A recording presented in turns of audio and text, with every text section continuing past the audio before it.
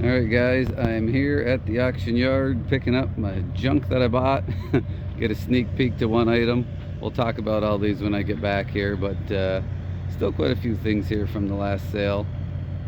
People still coming to pick stuff up. I got a trailer load of crap to get, so but yeah, no, we'll go over some stuff. This is an interesting piece here. We'll go over everything when I get loaded down and get on home. All right, we made it home here. Sorry if the footage is a little bit shaky. Just have my phone with me. So you saw the sprayer there that I had loaded up. That is a, sometimes you could call them an orchard sprayer or a mist sprayer. You can see the multiple nozzles up there, PTO driven. I have no idea if the thing works. I didn't even notice it was there. I had all the stuff I bought online. I was busy that day, so I was just kind of looking online. I happened to see this thing come up. We've been looking for, well, a good one. I don't know if this is a good one. Let's see, Ag Tech sprayer, 110 bucks I paid for that. It actually came from Messick's way back before they were Messick's. I have no idea how old that sticker is, but I don't know. It's got to be at least 20 years old, maybe more than that. There's a lot of complicated stuff on there. My hope is that just at least the fan works, the PTO driven fan, because I can get rid of all the other plumbing.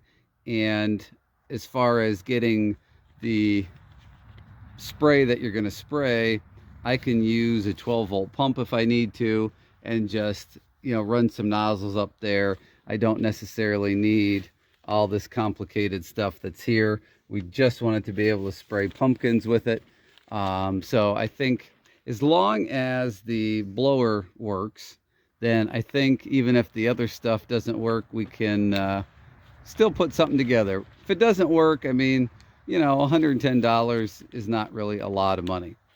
We'll just maybe use some parts or whatever. So this guy here, this is a Super Gill. It's actually kind of a soil pulverizer, leveler.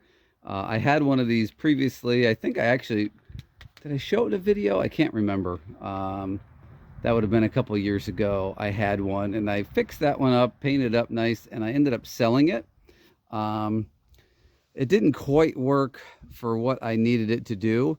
And I'm not sure 100% if I'll keep this one or not, but again, I saw it and it was super cool. This actually, it has the leveling fingers here, but it also, it has the drum roller to break up your clods, but it also has this big seed box on it. And let me climb up here, sorry. I paid $4.50 for this. So it's a 6-footer, I believe. And here's the seed box. It's really not in bad shape. Light surface rust. Lots of wasp nests and things in there, but you can see there's 4 boxes here really. So there's all kinds of seed possibilities and whatnot. I mean, it looks like the seed chart's gone, but that's not the end of the world. But other than this whole thing has just got some surface rust on it. The last one that I bought, sorry, I'm getting stuck here. The last one I bought did as well. It did not have the seed box though, which is the reason why I bought this one. There's an adjustment there. There's a chain down there I'm trying to slip by here for the seed box, but here's kind of how it runs. The spiked drum in the back is what runs it, and then you can see there's chains here, and the outer chain is off. That would be, I guess, maybe kind of how you turn it off, like if you just want to use it as a land leveler and not have seed going. I'm guessing maybe that's how you do it. I don't know. All I know is these were super well built units.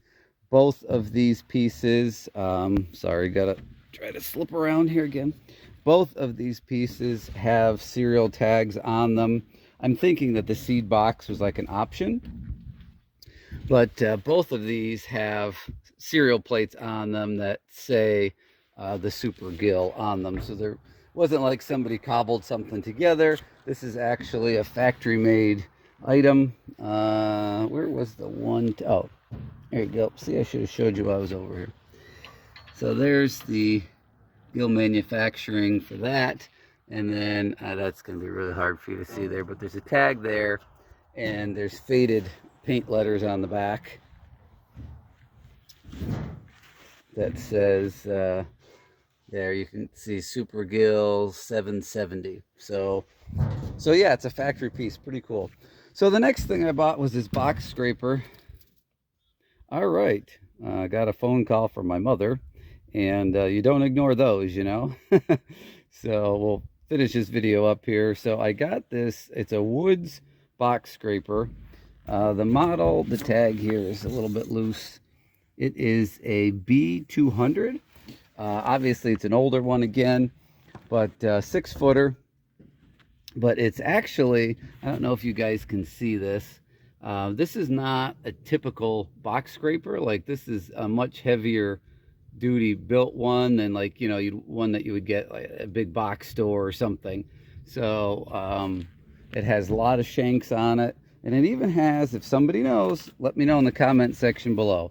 Obviously I think there is a blade missing across the back, but it has a hinged piece here, and I've never seen anything like that before. I've had box scrapers, but they've always been just a standard box scraper. So I'm not really sure what this is for. Again, you know, I'm sure I could get some sort of cutting edge, but I don't really understand why it's here. If you look at the inside, there is a cutting edge that goes all the way down. So I'm not sure what this would do. So if anybody knows, please let me know. Because I am quite curious. And let's see, the last thing we're going to look at, well, no, it's not the last thing we're going to look at. I got a couple things in the truck too. So I believe this is a Western plow. It was labeled as a 9-footer, so I'm going to guess that that's what it is. I'm getting my little paper out here so I can tell you exactly what I paid for it.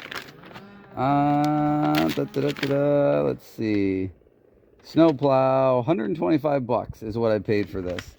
And I don't know, it seems like quite a deal to me. I have a project I want to use this for. I've been looking for a plow. It has the extra snow guard piece on the top there to kind of help roll the snow over. So that's kind of an option per se. And it looks like it comes with everything, that obviously not the mounts that hook on the truck, but a lot of the wiring is still intact. I mean, it is a little bit rusty in there, but that's okay. Again, I'm using this for a project. I won't even be using the pump or anything. All I was concerned about was getting a decent blade, which I did. And this actually looks like, and I didn't know that Western plows did this. I thought it was only Fisher. But it looks like it has a trip edge on it, like the Fisher plows do. So rather than having a regular cutting edge and then the springs on the blade, so if you would hit something, the whole blade's gonna go boom, boom, boom, boom. It's kind of hard on the blade. It's just the edge that trips, the very bottom. So yeah, I mean, I'm really happy with this for 125 bucks. Like I said, I don't really care about any of that other stuff. And you'll see why. I'm going to try to film upcoming video. It won't be for a little while yet. But so yeah, we got this nice plow. I can get down here, kind of show you the inside a little bit. I don't know if it was repainted at some point, but you can kind of see there's still a lot of paint on it. Obviously it's been used, but it's really perfect for my application here. And let's see, we'll look in the back of the truck. Last stuff that I got. So you see a bunch of Schedule 40 fittings, and there's actually 2 boxes in the back of the truck of 3-inch things, but I threw all these in there. There's some 4, 6, 8, maybe 10-inch pieces in here. So all of the Schedule 40 fittings I got for 35 bucks. So, I mean, a lot of them aren't commonly used, but you know what? Every time I see this kind of stuff, I buy it. I kind of throw it into my inventory basically, and you never know when you might come across something on a project that you might need. The other thing I got, which you can probably tell, are these work signs. A couple of them say work area ahead. I think one has left lane closed. There's a couple of those. I forget. I had opened them before I bid on them. I had done an auction preview there, and I had peeked at these. So I don't remember what they all say, but there's a whole bunch here. So there's a bunch of those, and there's 3 tripods, which are over there underneath the stuff. that go with them as well. I paid 195 bucks for all this stuff. And to me, that's a pretty good deal because I've tried to buy these collapsible things before.